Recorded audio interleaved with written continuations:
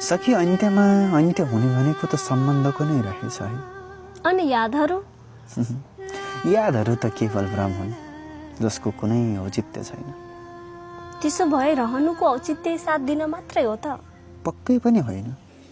अनि मानौ फुल एउटा प्रेम हो र फुल टिप्ने व्यक्ति प्रेमी।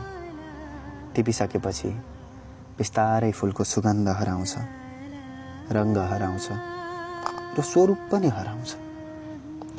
त्यसपछि पनि त फुल हो, प्रेम त प्रेम नै हो नि।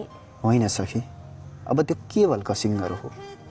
अनि प्रेम त्यही फुल जसलाई कसिङ्गर बनाउने तर्खर गरिँदैछ।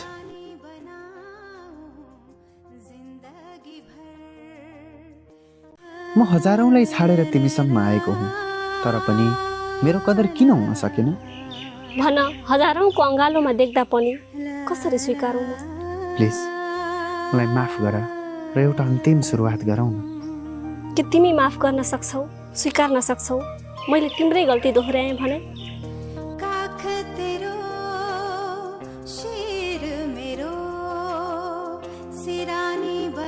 यसरी दुखाउन जरुरी थियो र? नदुख्दासम्म छुटिन सम्भव पनि त भएन। छुटिनु नै किन पर्थ्यो र? सँगै रहने कारण भेटिएन सायद। यसरी दुखाउँदा दुखिरह्यो भने? हाँगा काटेका रुखहरू ढल्दैनन् नि प्यारी। तर हाँगालाई त पीडा हुन्छ नि। अहिले हाँगा काटिएन भने भोलि रुख नै काट्नुपर्ने अवस्था आउन सक्छ। त्यसैले भनिन्छ मर्नुभन्दा बहुलाउन उचित हो। यो कस्तो प्रेम बनाउनु पर्यो प्रभु? तपाईका भक्तहरू तपाईकै मन्दिरमा आएर रुन्छन्। तर तपाईलाई होइन, अरू कसैलाई पाउनु। तिमी प्रेमलाई कसरी परिभाषित गर्छौ प्रिया? प्रेमको परिभाषा त राधा कृष्ण होइनन् र? अनि सक्छौ त जीवनभर वियोग सहन?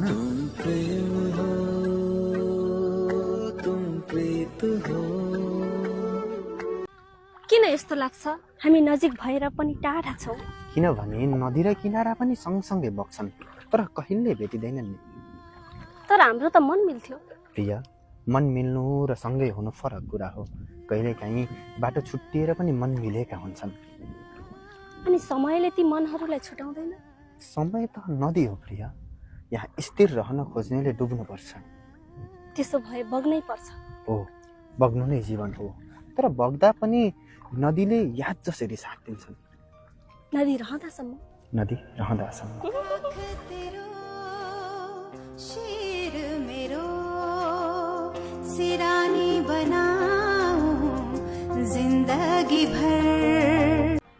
हामी छुट्टिएपछि त दुख्नु पक्कै पर्छ होला है।